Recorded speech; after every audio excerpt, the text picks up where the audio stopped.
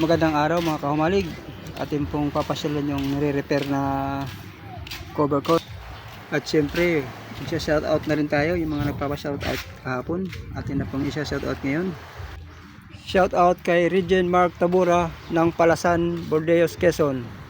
Kay Latisa Mackenza, pinapabati niya ang mga Fernandez family at Azores family. Shoutout sa mga Ablis. Ferrer. Wala tong tao sa kabila na yan. Ay, baka nasa alog.